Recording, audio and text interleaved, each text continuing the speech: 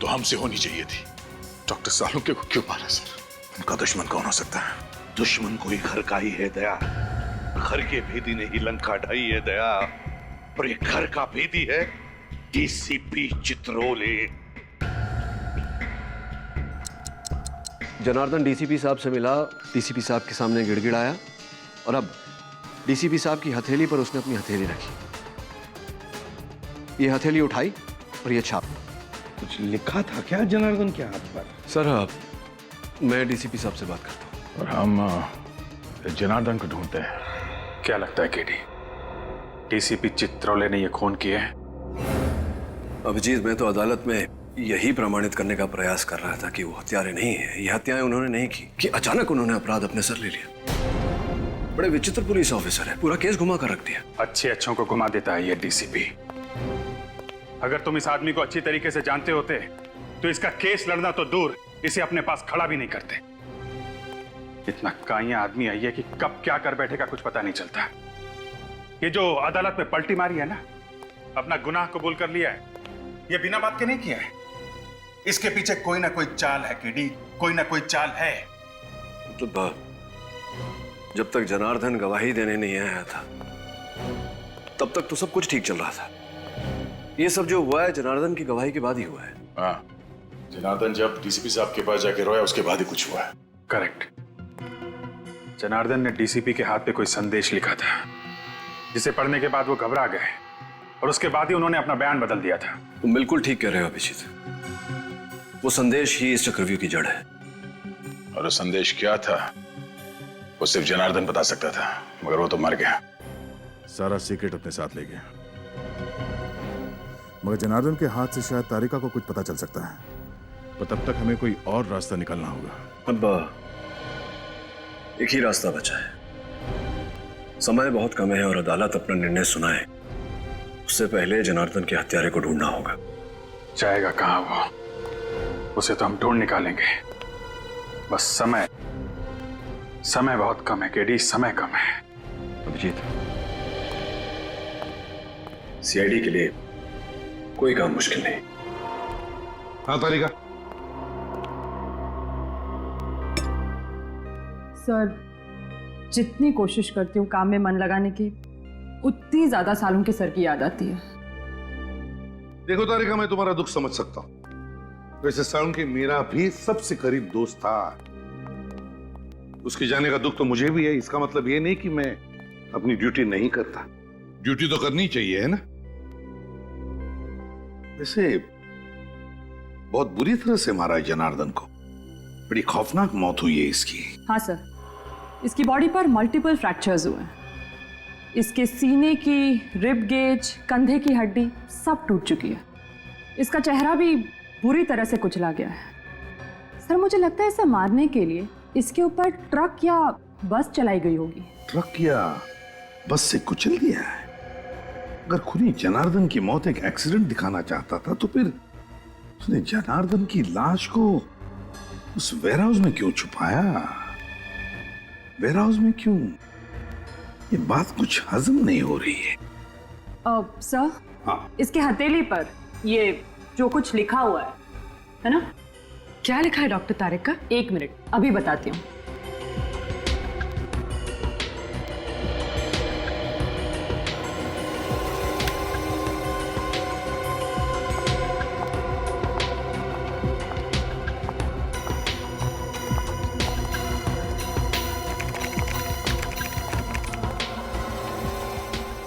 अपराधी बनोगे या खूनी, जुर्म मान लो वरना शहर में 4 बॉम्ब फटेंगे।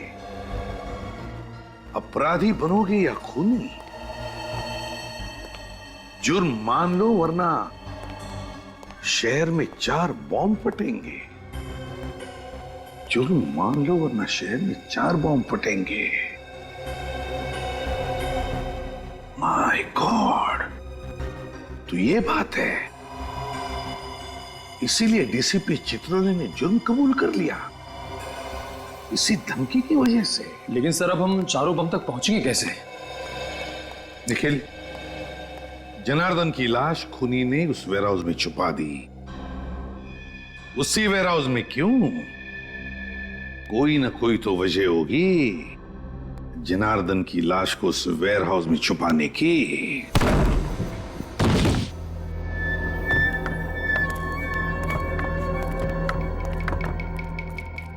कमाल है, गोडाउन में सामान भरा पड़ा है मगर ना कोई चौकीदार ना कोई सुपरवाइजर। किसी ना किसी को तो होना चाहिए था यहाँ पे। सर जब जनार्दन की लाश यहां से मिली थी तभी यहां कोई नहीं था। सचिन एक काम करो, बगल में जो गोडाउन है वहां के चौकीदार को लेके वहां पे।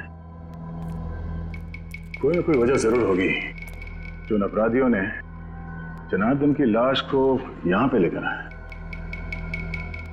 रजत जरा ढूंढो करो। सर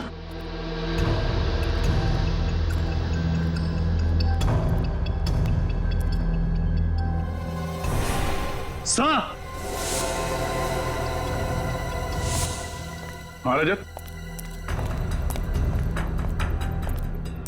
सर ये देखिए।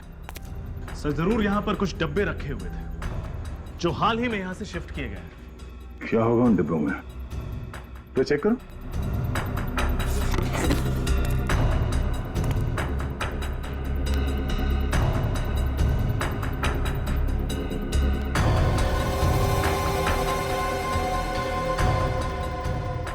सर हाँ?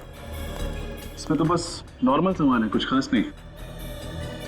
और जो बॉक्सेस यहां से ले जाया गया उसमें नॉर्मल सामान नहीं था, आरडीएक्स था। आरडीएक्स? हाँ, वो मुजरिम इस जगह का इस्तेमाल कर रहे थे आरडीएक्स रखने के लिए। सर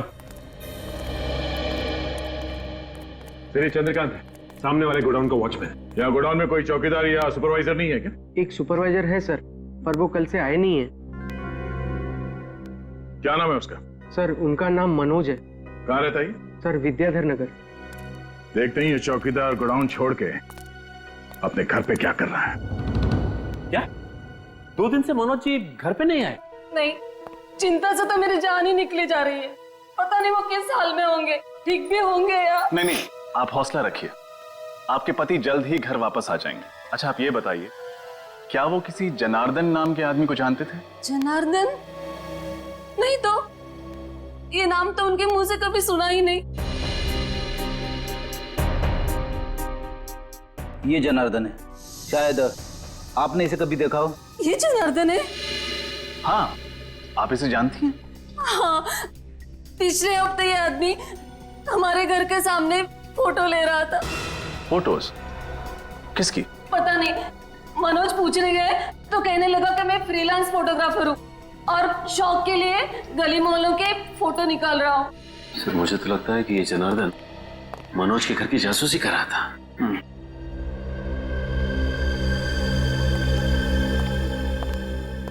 ये आदमी कौन है?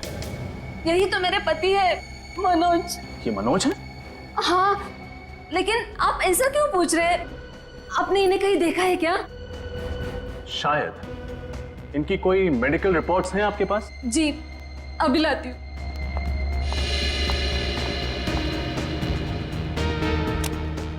इस फोटो में जो आदमी है, अगर ये मनोज है तो फिर वो डीसीपी साहब के घर पे साळुंखे की लाश।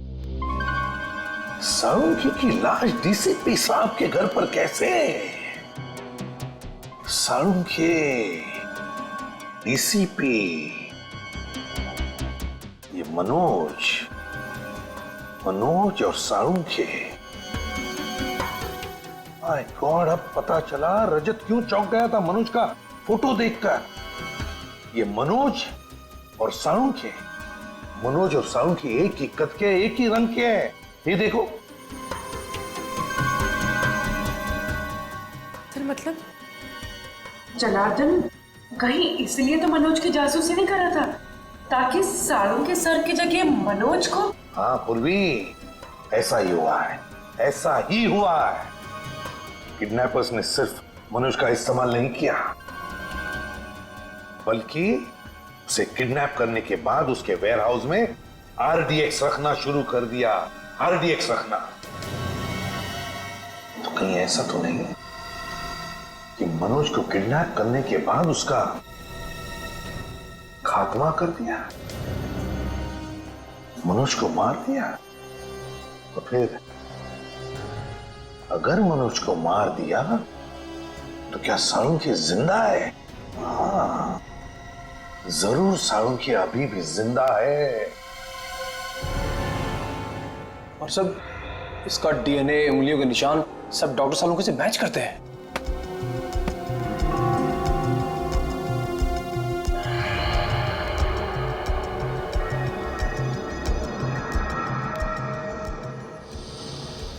अपेंडिक्स ऑपरेशन का निशान?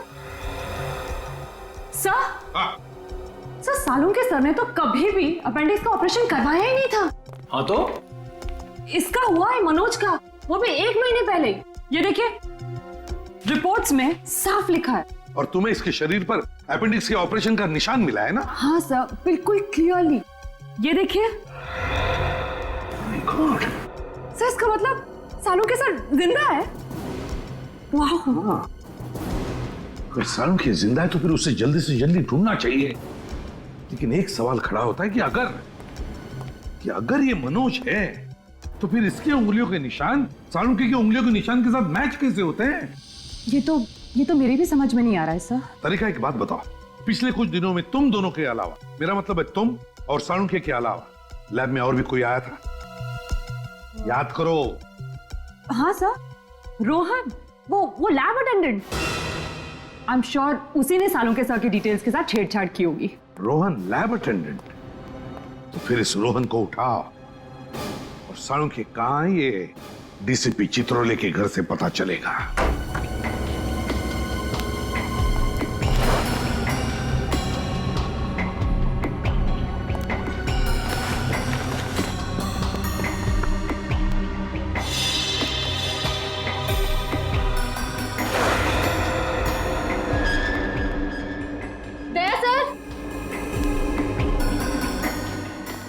आशा? सर खिड़की का कांच टूटा हुआ है, मुजरिम यहीं से अंदर आया होगा। अगर खूनी कांच तोड़ के अंदर आया है तो अलार्म सिस्टम क्यों नहीं बजा? उस दिन भी जब हम दरवाजा तोड़ के अंदर आए तो कोई अलार्म सिस्टम नहीं बजा। इसका मतलब है खूनी ने अलार्म सिस्टम बंद करके रखा है। सर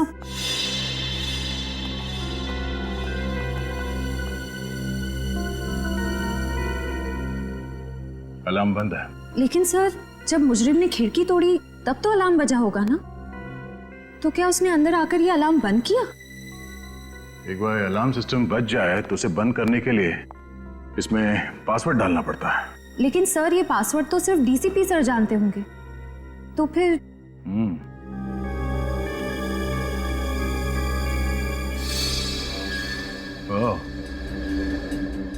डीसीपी के अलावा ये कैमरा भी जानता होगा वो कोड।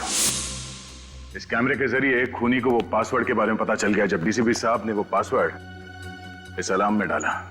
लेकिन सर इस कैमरा की फुटेज उस मुजरिम तक कैसे पहुंची होगी?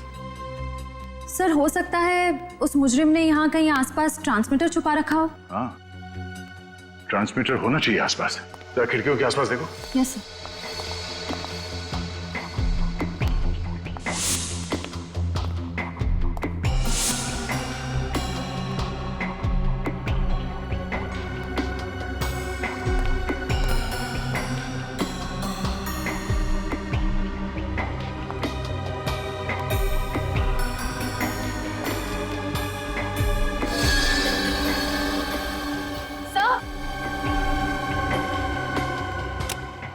सर।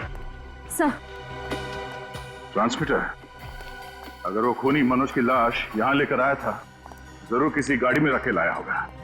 लेकिन सर पड़ोसी कह रहे थे कि उन्होंने किसी अनजान गाड़ी को घर के बाहर नहीं देखा। अच्छा,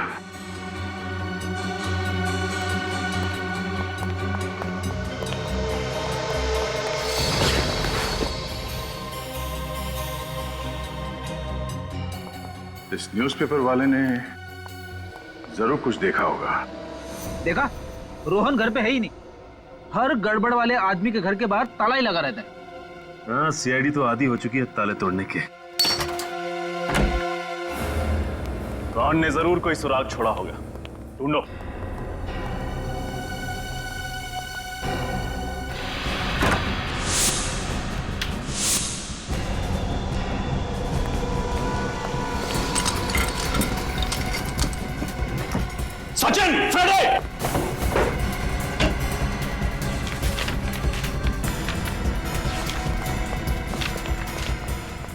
बॉम्ब बनाने का इतना सारा सामान? मतलब रोहन ने लैब में हमारे कंप्यूटर के साथ छेड़छाड़ नहीं की, बल्कि उसने अपराधियों की मदद की है बॉम्ब बनाने में। हाँ, और ये बॉम्ब बहुत ताकतवर है। ये देखो, आरडीएक्स का इस्तेमाल किया गया इन्हें बनाने में। मुझे तो बड़ी घबराहट हो रही है। अगर जल्द से जल्द रोहन को पकड़ा नहीं गया तो न जाने कितने मासूम लोग इस बम का शिकार हो जाएंगे। सब कुछ नहीं होगा फ्रेड, रोहन को हम जरूर पकड़ेंगे और बॉम्ब्स मिलने के पहले पकड़ेंगे। टूटा हुआ सिम कार्ड, जरूर रोहन ने नया सिम कार्ड खरीदा होगा।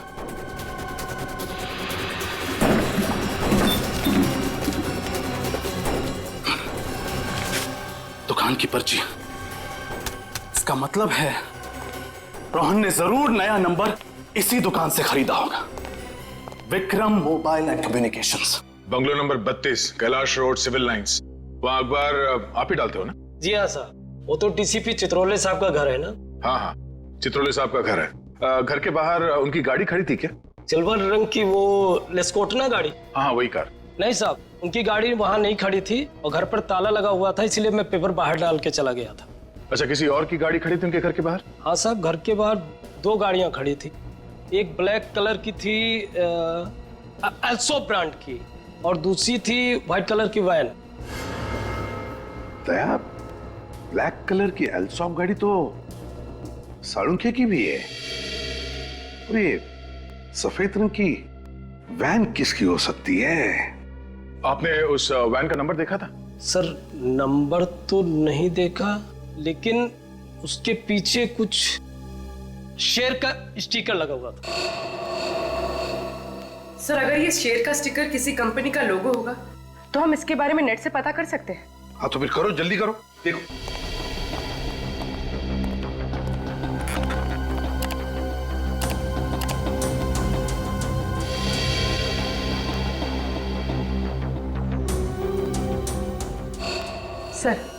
सर ये है सारे लोगो। आओ दिखाओ जरा, कौन सा स्टिकर था? देखो ये सारे लोगोज है। ये वाला सर। Diwan fashion house. पूर्वी, काम करो, इस दीवान फैशन हाउस में फोन करके पूछो कि उनके पास कोई सफेद रंग की डिलीवरी वैन है क्या जिसके ऊपर ये ऐसा स्टिकर है। आप जा सकते हैं। Thank you. दया, ये दीवान फैशन हाउस की गाड़ी का, ऐसी गाड़ी उनके पास क्या कर रही थी? सर, हाँ सर, उस रोहन का नया मोबाइल नंबर पता चल गया। गुड। कहां पर ट्रेस हुआ? सर उसका फोन मालवीय नगर में ट्रेस हुआ है सर। सर जीपीएस के हिसाब से रोहन का फोन एक जगह पे रुका नहीं है, बल्कि एक जगह से दूसरे जगह पे मूव कर रहा है सर। मालवीय नगर। हेलो दीवान फैशन हाउस, हाँ मैं सीआईडी से इंस्पेक्टर पूर्वी बोल रही हूँ। आपके पास कोई सफेद कलर की डिलीवरी वैन है?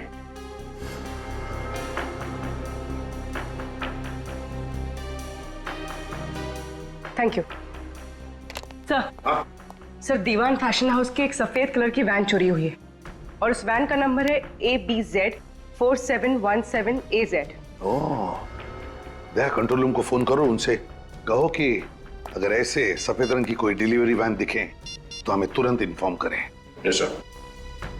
और फिर ये रोहन, इस रोहन का तो जल्दी से जल्दी पता लगाना पड़ेगा। शायद ये सारे बॉम्ब्स उसी के पास है।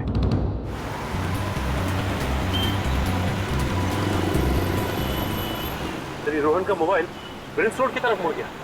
ओह नो, कहीं ये सेलू बाजार तो नहीं जा रहा? सर वो इलाका तो काफी भीड़ भाड़ वाला है, अगर वहां पे बॉम्ब फट गया तो तबाही मच जाएगी। ऐसा कुछ नहीं होगा सचिन, इसके गंदे इरादे को कामयाब होने नहीं देंगे। सीआईडी से रोक लेगी। एक काम करते हैं, आगे से राइट लेते हैं, शैतान चौकी से शॉर्टकट है सीधे सेंट्रल बाजार जाने के लिए। सचिन, बॉम्ब स्क्वाड को फोन करो और उन्हें फौरन सेंट्रल बाजार पहुंचने के लिए बोलो। Bomb squad?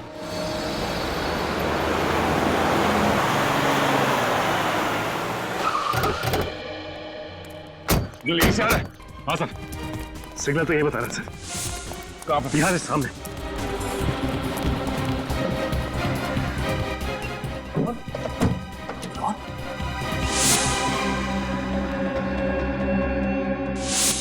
ये जिंदा है, एम्बुलेंस बुलाओ। सचिन जल्दी। रजित, इसे बाहर निकाल। संभाल के। गोली सीधे छाती पे मारी है।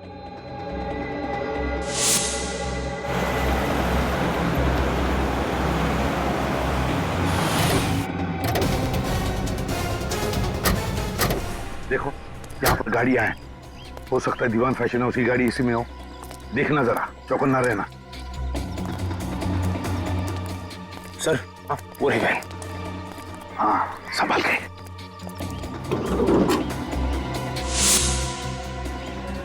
गाड़ी को अंदर से अच्छी तरह से चेक करो, देखो कोई ना कोई सुराग जरूर मिलेगा।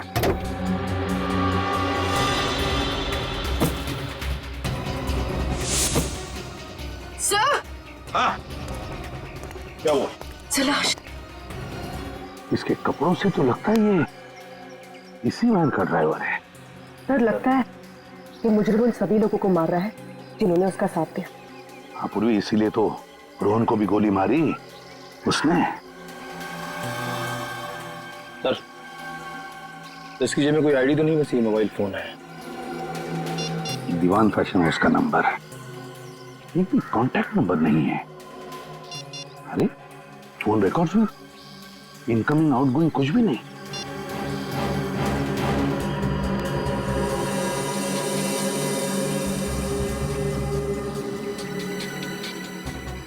यार ये सारुंगी का पेन है।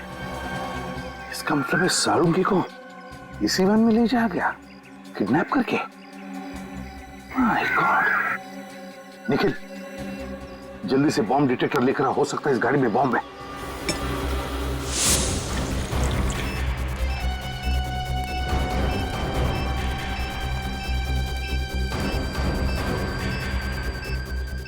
गाड़ी के नीचे भी नहीं, गाड़ी के अंदर भी नहीं है, तो फिर कहां है? सिग्नल तो आ रहा है, सिग्नल बढ़ते जा रहा है। इनके आसपास से आवाज आ रही।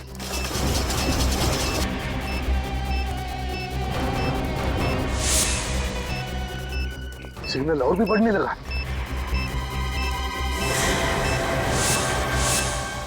ये बैग निकल घोड़े से।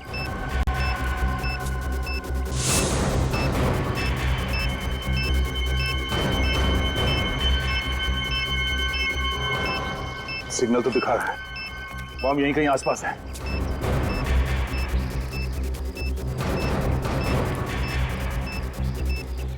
बॉम्ब इसी बैग में है। लोगों को हटाओ यहाँ से, खाली करो जगह को। सब लोग पीछे। भाई साहब इधर सीआईडी इन्वेस्टिगेशन चल रहा है, आपकी जान को खतरा है। चलिए बाहर प्लीज। एक्सक्यूज मी, आप लोग भी चलिए प्लीज, आपकी जान को खतरा है। चलिए प्लीज प्लीज जाइए। इसी में बॉम्ब है, इसी में। ब्रीफ केस आपकी है? No sir. आप दोनों में से किसी की है? नहीं सर, काफी देर से यहाँ पे पड़ा है। आप में से किसी की ब्रीफ केस है या किसी ने छोड़ी है इधर? ठीक है, सबको पीछे कर दो। आइए जल्दी जल्दी आइए प्लीज, दूर हो जाइए जल्दी। रुक इधर। स्कूटर यहाँ पे किसने पार्क किया? ये साहब सुबह से यहाँ खड़ा है, मुझे नहीं पता किसका है। स्कूटर सुबह से ऐसे ही खड़ा है यहाँ पे? हाँ साहब सुबह से खड़ा है यहाँ पे। तुमने देखा ना किसने पार्क किया स्कूटर? साहब मैं अपने काम में बिजी था, मुझे ध्यान नहीं रहा। चलो भागो यहाँ से।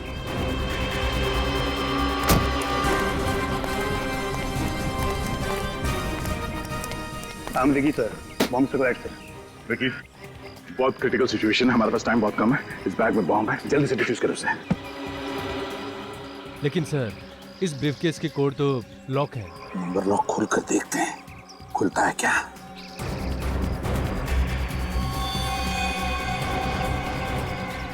समझ में नहीं आता ये क्या नंबर्स हैं। काम करो, बॉम्ब स्क्वाड को फोन करो, बोलो जल्दी आ जाए वो लोग।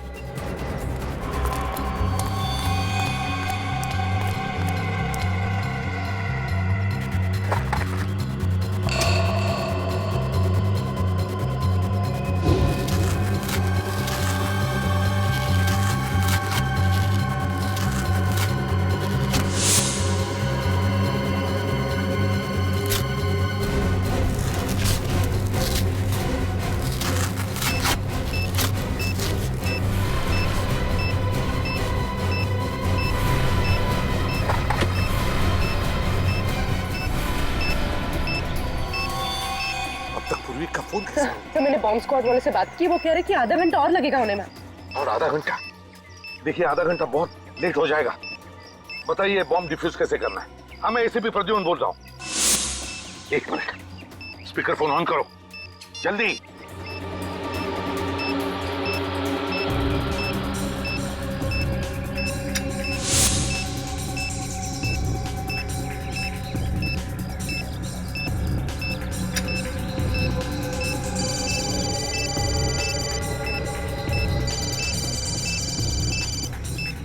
सर ये तो रोहन का फोन बज रहा है,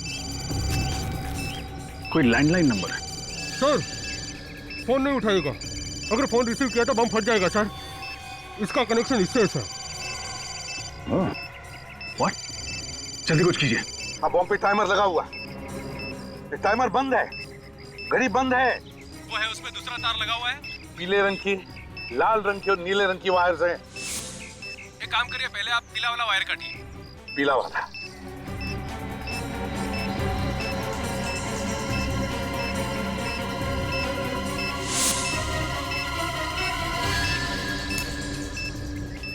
देखिए पीली वायर कट चुकी है, अब बताइए आगे क्या करना है, जल्दी बताइए प्लीज। ये तो वैन के ड्राइवर का फोन है। यहाँ तो टाइमर शुरू हो गया है, फोन रिसीव मत करना, अगर रिसीव किया तो बॉम्ब फट जाएगा। हेलो, सुन लिया आपने? बॉम्ब एक्टिवेट हुआ है सेल फोन के जरिए। अब क्या करें हम? 7 सेकंड बचे।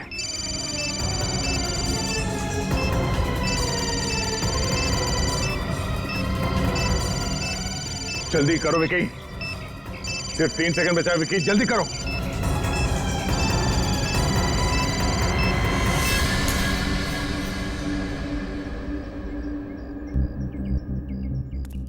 एक बॉम्ब को तो फटने से रोक लिया, न जाने बाकी के बॉम्ब्स कहां रखे हैं।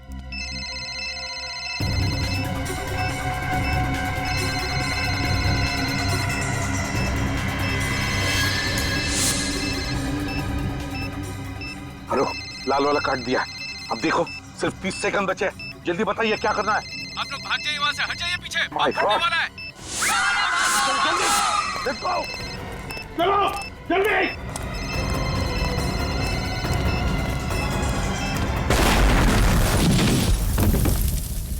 रोहन का होश में आना हमारे लिए बहुत जरूरी है, वही बता सकता है वो बाकी 2 बॉम्ब्स कहां पर फिट किए गए हैं। सर उस लैंडलाइन नंबर का पता चल गया जिससे उन बॉम्ब्स का टाइमर चालू किया गया था। किसका नंबर है? सर एक पीसीओ है प्रीतमपुर इलाके में। मैंने पीसीओ के मालिक से पूछताछ की, लेकिन उसे तो बॉम्ब्स के बारे में कुछ भी नहीं पता। उसे भी कुछ नहीं पता? या तो रोहन बेहोश है, फिर प्रीतमपुर के पीसीओ वाले को बॉम्ब्स के बारे में कुछ पता नहीं, तो फिर ऐसी कौन सी कड़ी है जो हमें उन बॉम्ब्स तक पहुंचा सकती है? सर शायद डॉक्टर सालुंखे हमें कुछ बता सके। हाँ, सालुंखे बता सके। अगर हम सालुंखे तक पहुंच गए ना, तो सालुंखे हमें जरूर उन 2 बॉम्ब्स के बारे में बता सकेगा। सर एक ऐसा सुराग पता चला है जिससे शायद हम लोग डॉक्टर सालुंखे तक पहुंच सकेंगे। कैसा सुराग? सर मैं दीवान फैशन हाउस रहा हूँ, वहाँ के मैनेजर ने मुझे बताया कि वहाँ से निकलने से पहले उस कार्गो वैन ने 12,500 किलोमीटर की दूरी तय की थी। और जब हमें वैन मिली तब कितनी चली थी? Sir 12,550 kilometre. मतलब वैन फैशन हाउस से निकलने के बाद 50 किलोमीटर चली थी। और सर ये वैन हमें जहां पर मिली है वहां से फैशन हाउस की दूरी लगभग 30 किलोमीटर है। तो मतलब वैन 20 किलोमीटर ज्यादा चली है। तो इसका मतलब है जहां पर वैन मिली थी वहां से 10 किलोमीटर के दायरे में ही सालुंखे को कहीं पर बंदी करके रखा है। और ये जगह जरूर किसी बीच के आसपास है, क्योंकि वैन के टायर से और ड्राइवर के जूते से हमें रेत मिली है। जरा मैप दिखाओ। Yes sir.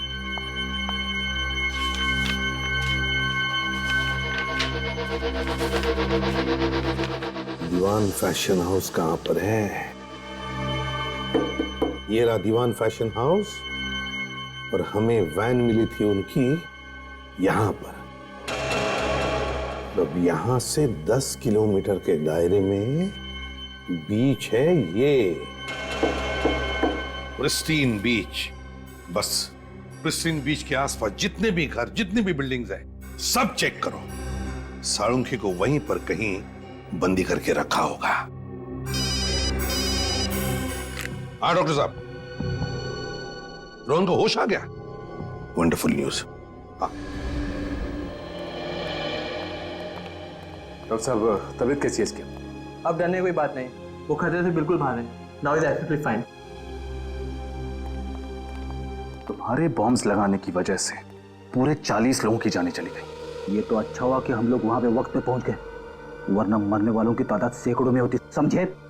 मुझे माफ कर दीजिए सर, उन लोगों ने मेरी माँ को किडनैप कर रखा है प्रीतमपुर में, इसलिए उन लोगों की बात मानने के अलावा मेरे पास कोई दूसरा रास्ता नहीं था सर। मैंने जो कुछ भी किया सर, उसके लिए मैं वाकई बहुत शर्मिंदा हूँ सर।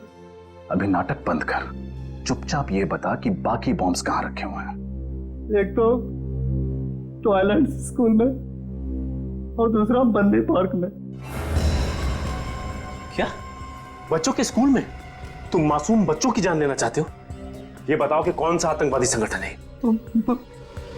मैं नहीं जानता सर। उन लोगों के चेहरे तो देखे होंगे तुमने, उनका स्केच बनवा सकते हो? नहीं सर, उन लोगों ने मास्क पहना हुआ था सर, और काम होने के बाद मुझे गोली मार दी सर। चलो बॉम्ब्स को फटने से रोकना। सर उन लोगों ने डॉक्टर सालुंके को भी किडनैप कर रखा है। क्या? सालुंके साहब को? सालुंके साहब को कहाँ रखा गया? तुम्हें मालूम है? नहीं सर, पर वो लोग इतना कह रहे थे कि जब तक उन्हें वो चीज मिल नहीं जाती तब तक वो सालुंके को मार भी नहीं सकते। चलो एक तो अच्छी खबर दी तुमने, इसका मतलब डॉक्टर सालुंके जिंदा है।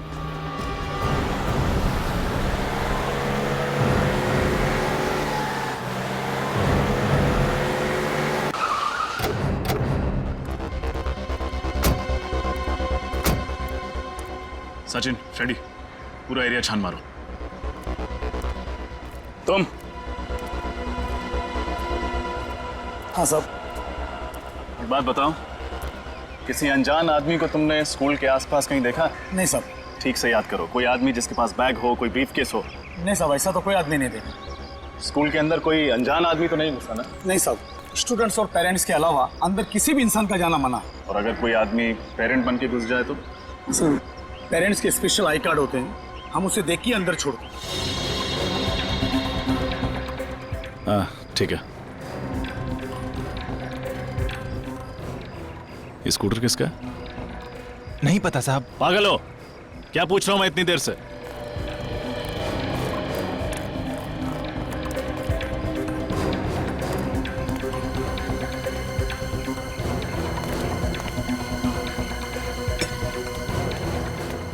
अरे भाई साहब क्या कर रहे हो आप?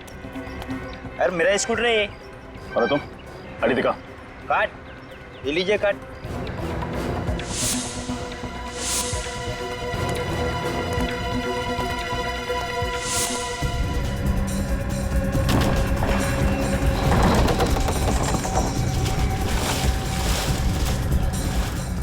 सर,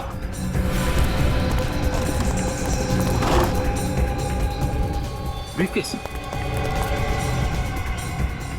बिल्कुल ऐसा ही ब्रीफकेस तो MI रोड पर था। फ्रेडी, बॉम्ब स्क्वाड को फोन लगा।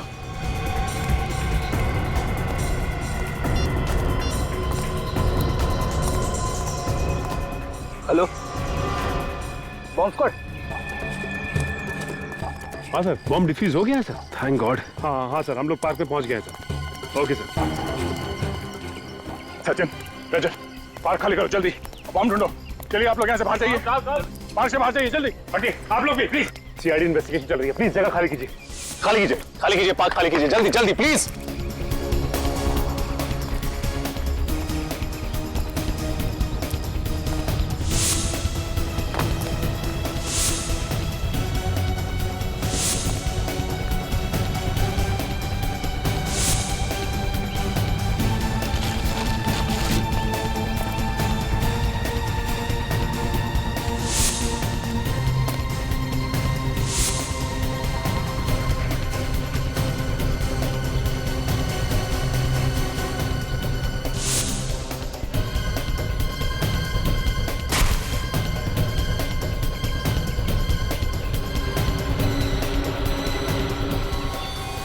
सचिन, रजत,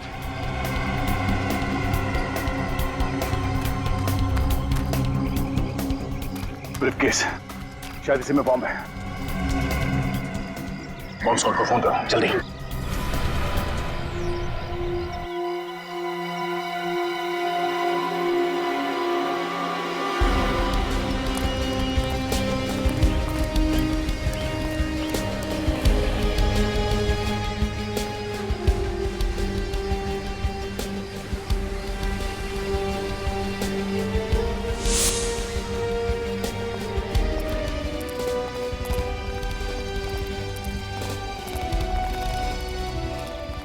ये आखिरी बंगलो बचा हुआ है।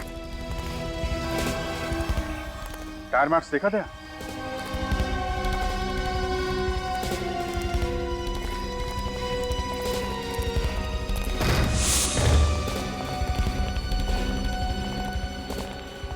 दाईं तरफ देखो।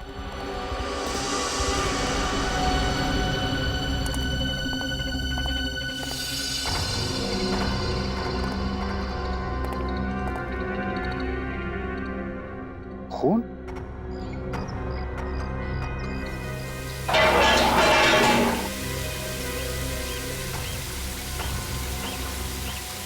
सालों के सर? सर! सर!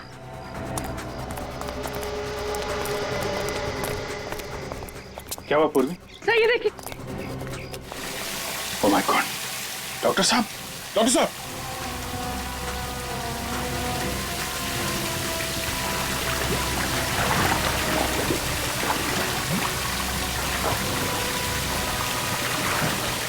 जल्दी से सीढ़ी का इंतजाम करो। पानी बंद करो।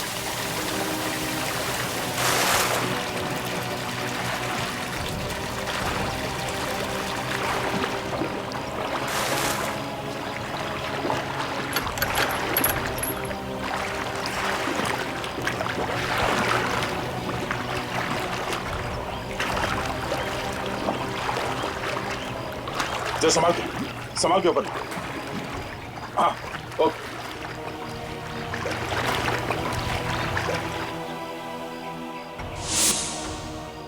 डॉक्टर साहब, पूर्वी, जल्दी हॉस्पिटल में फोन करो।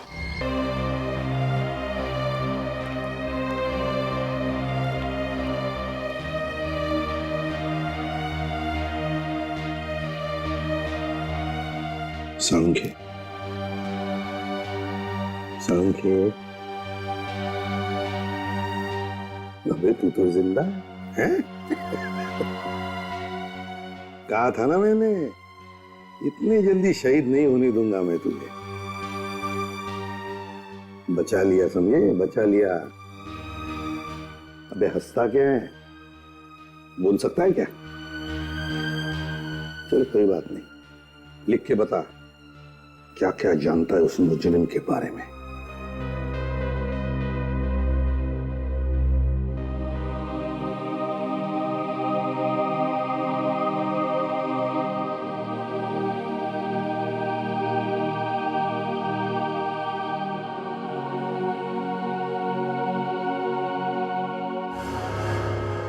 तीजा डीसीपी सर का पुराना दुश्मन। रजत, इस तीजा की कुंडली निकालो। सर, ये देखिए, आज से 10 साल पहले डीसीपी साहब ने इस तेजा को जेल की चक्की पिसवाई थी, पूरे गैंग का सर्वनाश कर दिया था। और अब जेल से छूटने के बाद इसने अपने काले कारनामे फिर से शुरू कर दिए, नई गैंग भी बना दी इसने। इतना ही नहीं सर, डीसीपी साहब से बदला लेने के लिए उसने इतनी बड़ी साजिश रची। हाँ सर, और सालुंके के साहब की भी क्या हालत कर दी इस तेजा ने। एक एक गुनाह की कीमत चुकानी पड़ेगी इस तेजा को, एक एक गुनाह की। सालुंके बता रहा था ना कि जहां पर उसे बंद करके रखा था वहां पर उसने इंडस्ट्रियल सायरन की आवाज सुनी थी। हाँ सर, उन्होंने ये भी बताया था कि डीसीपी साहब के घर से वहां तक पहुंचने में तकरीबन आधा घंटा लगता है। एक मिनट, डीसीपी साहब के घर से आधे घंटे की दूरी पर तो सिर्फ एक ही इंडस्ट्रियल एरिया है, Narayani industrial area. Narayani industrial area? तो फिर इस तेजा के गुनाहों का महल इस नारायणी इंडस्ट्रियल एरिया में ही है।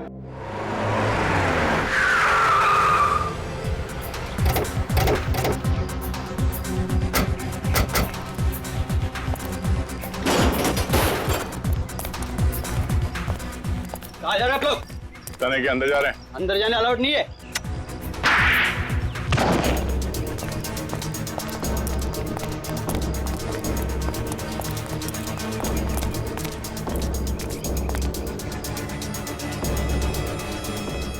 संभाल के, पता नहीं कितने लोग हैं अंदर।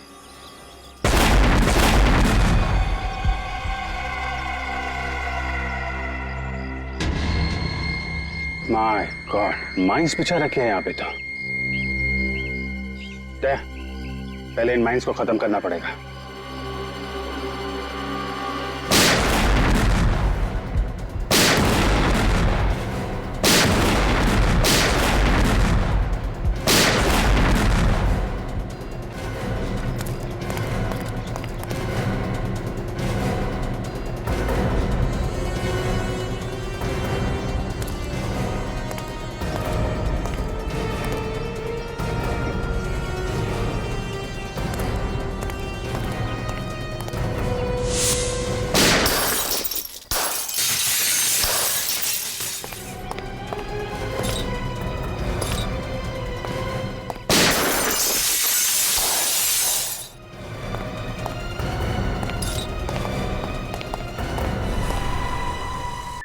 शेर की गुफा में तुम्हारा स्वागत है।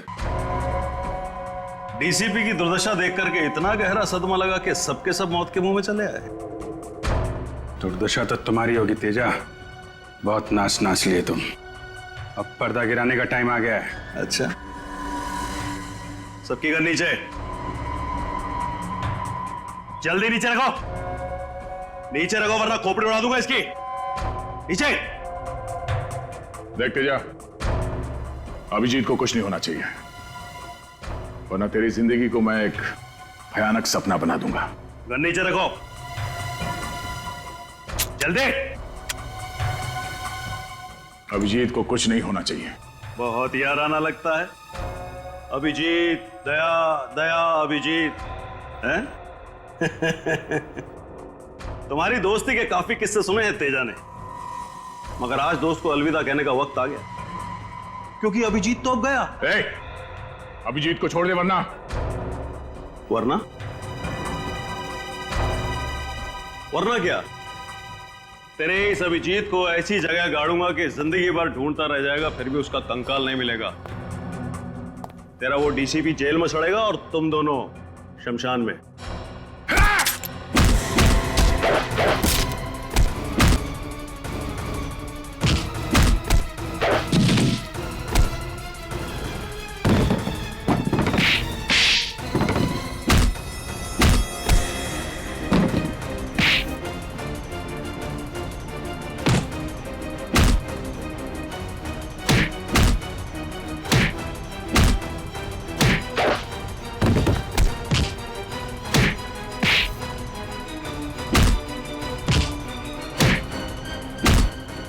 क्या बोला तू?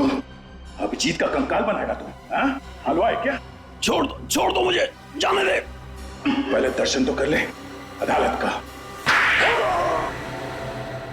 6 साल पहले मुझे सालुंके की गवाही और डीसीपी चित्रोले की सलाह पर मुझे इस शहर से तड़ी पार कर दिया गया था, अपने परिवार से दूर, अपने धंधे से दूर। इन 6 सालों में मैंने 6 जन्म का नर्क भोगा है जज साहब। तब मैंने इरादा किया कि जिस दिन भी मैं मुंबई लौटूंगा, सालुंके और डीसीपी चित्रोले से अपने 6 साल का बदला 6 गुना ज्यादा लूंगा, मौत से भी बदतर सजा दूंगा इनको। तब मैंने ये प्लान रचा, रोहित का खून इस तरीके से किया कि देखने वालों को लगे कि उसकी मौत डीसीपी के हाथों हुई है।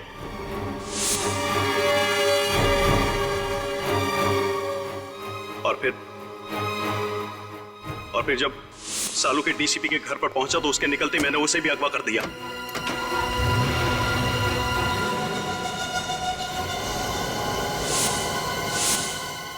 और फिर सालू के कपड़े एक लाश को पहनाकर अपने आदमियों के द्वारा डीसीपी के कमरे में छुपा दिया। उसका चेहरा इस कदर बिगाड़ दिया कि देखने वाले पहचान नहीं सके कि वो कौन है। और फोरेंसिक्स की वो रिपोर्ट जो कहती थी कि वो मृत शरीर डॉक्टर सालुंके की है, वो भी स्पष्ट है कि आप ही ने बदल पाए। जी हाँ, ये काम भी मेरे आदमी ने किया। कंप्यूटर टेक्नीशियन के भेस में जाकर बड़ी चालाकी से उसने सालुंके के डेंटल, डीएनए और ब्लड रिकॉर्ड्स उस लाश के रिकॉर्ड्स के साथ में बदल दिए। राइट, और छोटू चाय वाला और ड्राइवर जनार्दन, ये भी आप ही के आदमी थे। जी हाँ, वो सब भी मेरे आदमी थे। मैं डीसीपी चित्रोले की बाकी की जिंदगी सलाखों के पीछे देखना चाहता था और सालुंके को अपने पास में कैद रख करके घुट घुट करके मौत देना चाहता था, लेकिन तुमने और सीआईडी ने मिलकर के सब बर्बाद कर दिया। Sorry about that.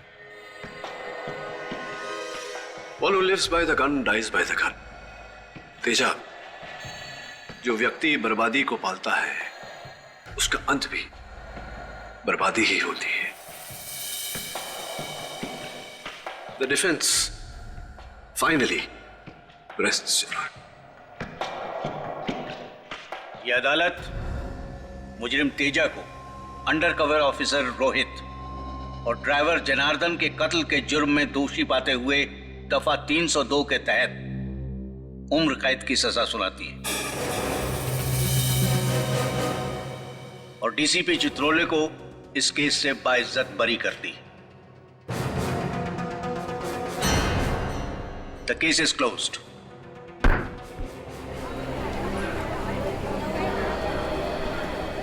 औरक साहब। जी जसवाल साहब। अक्सर जब मैं हारता हूं तो नाराज होता हूं, लेकिन आज खुश हूं। देश को बचाया आपने। देश को बचाने का श्रेय आपको जाता है जसवाल साहब। हाँ, वो लंदन का टेलीफोन नंबर आप ढूंढने नहीं गए होते तो। सी यू। अरे डीसीपी साहब, पुराना माना तो एक बात कहूं? नहीं नहीं, पता चला है सीआईडी से कि आप बड़े ही नटखट हैं। हमेशा सीआईडी में कुछ न कुछ करते रहते हैं। डीसीपी साहब, अब तो सुधर जाइए। केडी, तुम हो ना, अगर कुछ करूंगा भी तो बचा लेना। लो कर लो बात। मुझे तो लगा था सर इस बार डीसीपी चित्रोले भाई टाटा हो गए। अरे बड़ी अजीब गजब की किस्मत है उनकी, हर बार बच निकलते हैं। मैंने तो सबूत भी ढूंढ लिया था उनके खिलाफ, लाश पर से हो बाल। हाँ, वो सफेद बाल जो आजकल काला है, काला। अरे सर, वो फेमस डीसीपी चित्रोले बाल।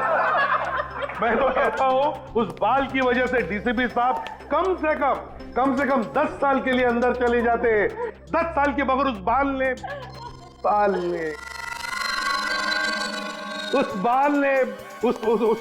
ने डीसीपी साहब की इज्जत बचा ली, मालूम है?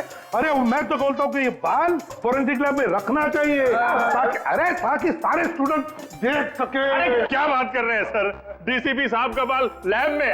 अरे उनका बाल तो सर म्यूजियम में रखना चाहिए। अरे अभिजीत, मैं ये कह रहा हूँ कि देखो, अगर वो बाल म्यूजियम में रखोगे तो सारे स्टूडेंट को याद दिलाता रहेगा कि डिटेक्शन कैसे किया जाता है। डिटेक्शन कैसे किया जाता है? डीसीपी साहब ने डिटेक्शन कैसे किया?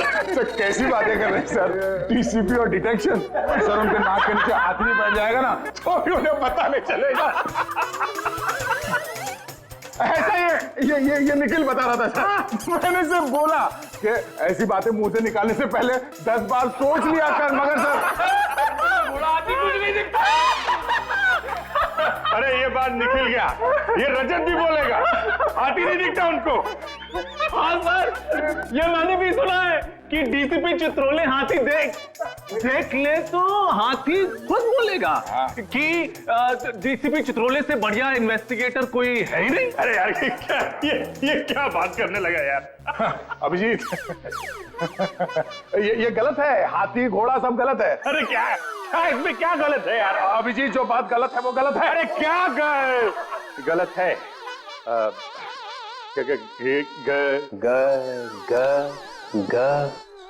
ग से गधा। ग से गलत है सर। मुझे हाथी घोड़ा दिखाई नहीं पड़ता है। सर मैं तो आपकी टीम में हूँ सर। क्या? नहीं सर, आपकी टीम में हूँ। धोबी का कुत्ता, ना घर का ना घाट का। नहीं सर, वो तो हमने तो आपको बचाने के लिए एड़ी चोटी का जोर लगा दिया सर, दिन रात डिटेक्शन किया, वो सुराग ढूंढ के निकाला सर। वो बाल? नहीं सर, वो निकाला सर, वो हाथी।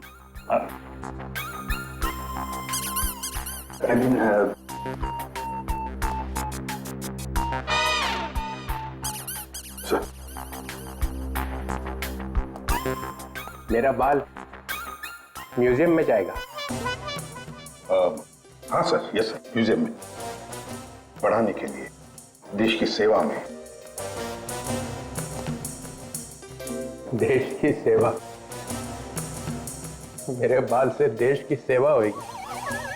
हाँ सर, ऑफ कोर्स। ऑफिसर्स आएंगे, उस बाल को देखेंगे, डिटेक्शन सीखेंगे, यू नो डिटेक्शन आपके बाल से। मेरे बाल से डिटेक्शन सीखेंगे? हाँ, डिटेक्शन सीखेंगे मेरे बाल से। देखो तुम लोग आगे आगे क्या होता है।